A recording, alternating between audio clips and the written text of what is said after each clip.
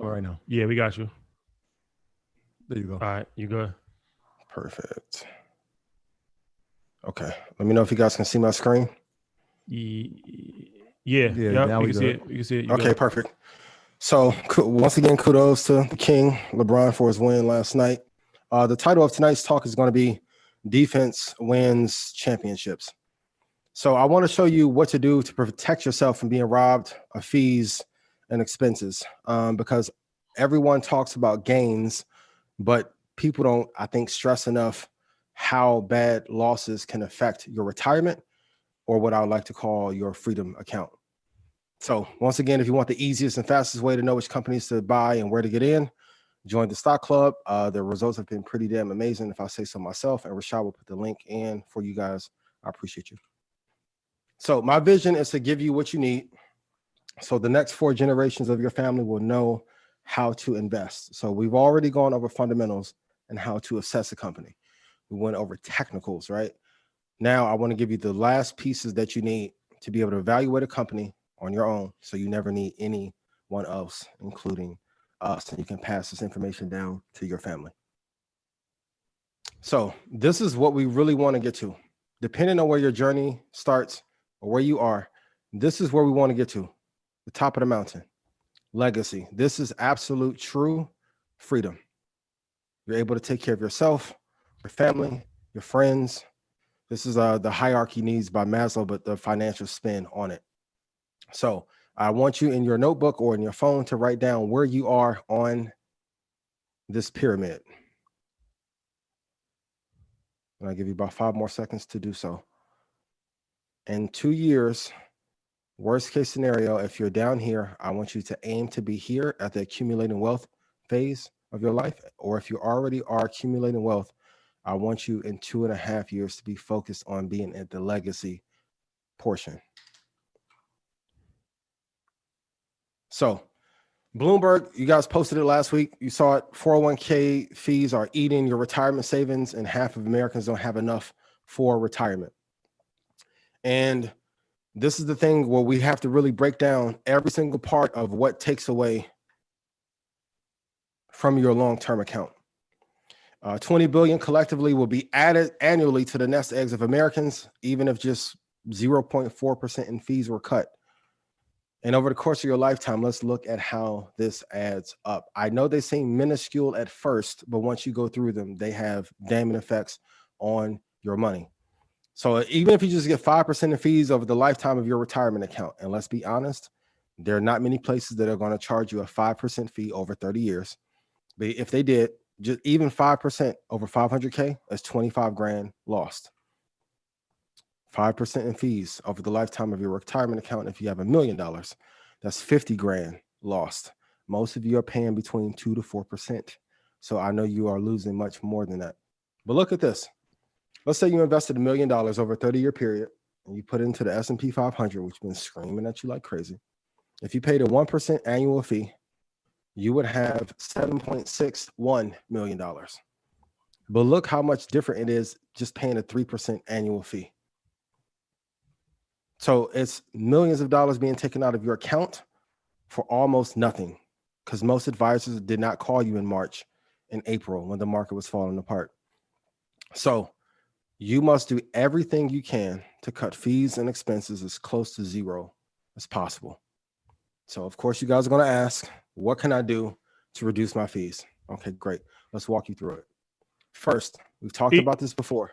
Ian, go ahead. Can you put your plug? Just I think it's a little choppy on your mic. You might have to just plug your plug. Plug my plug in. Yeah. Just see if the connection is like every 30 seconds is like a little choppy. What about now? No, you sound good right now. Okay, let's try it. Yeah. The devil trying to stop us from this greatness. You sound perfect now. Thank you. I appreciate it. So this is the first thing. Number one, invest in low-cost index funds with low expense ratios. Number two, this is not talked about enough, but we have to stay away from falling stocks with diminishing returns. So if we look at Ford, year to date, it's down 17.69%. Everyone was happy about the Bronco. And I'm like, the Bronco is not going to save Ford. It cost OJ a lot the last time he was in it. It's not going to work out. Same thing. Year to date is down 45.28%. I know there's a hope that if Biden becomes president, that marijuana will become nationally legalized. It's probably not going to happen, right? GE is down 39% year to date. And AMC, we'll talk about it later. Regal is going out of business. They're down 44%. Almost nothing draws down your portfolio like big losses. So that's the second thing that you need to do. Okay. Third option we've talked about, self-managing. But this area right here is really key because these tic-tac fees add up and dwindle away your account. So the commissions that you pay, great. Let's try and reduce those. Second thing, broker fees are key. So you need to either negotiate or go to another brokerage where the broker fees are not as high. Third, the spread costs for my traders, depending on what platform you trade on, that has a huge difference. And this is really key for my traders as well. The number of trades that you take matter over the course of a year, because not only does it throw off your risk to reward ratio if you're not at a high winning percentage, but for every trade you take, you are taxed or given a fee.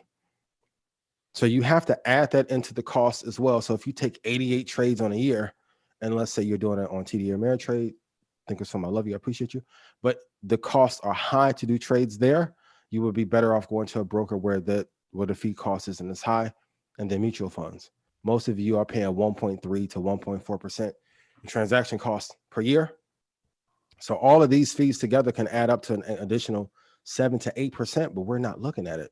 Like, you guys ever notice when you look at your like Xfinity bill or whoever you have cable with, sometimes like once a quarter, they'll throw some fees in there that people are not reading. So you have to take all this into consideration and go through and see how you can chop these down, because 7% over the course of a year, over 12, 13 years, really, really, really adds up. You also need to check and look at reduction of administration fees. Most people are not looking at that. And then also you have to look at your account fees, your exchange fee, which is very hard to negotiate, but also your management fee. So unless you have funds with Kathy Wood or any other famed investor that's getting extraordinary results, there's no reason to pay a very high fee. Ian, real quick, on just to go back on that spread cost. The spread cost is the difference between the ask and the buy, correct? Yep. All right. So like when I was reading about, the good folks over at Robinhood, and that seems to be sort of the issue, is like people need to really pay attention to that, because there could be a differentiation between that and another brokerage, let's say a TD Ameritrade or an E-Trade. And that's where people don't realize, but that's where the money is being made, right? When you don't realize that there's a spread cost there, and like something costs you $7.15, right, for the bid, or the bid is $7.15 and they're asking $9 for it. That big difference at $1.85, that's going somewhere, y'all. My graduates from my school being Forbes, bag drop. Bag drop. A mic drop, bag drop. Bag drop.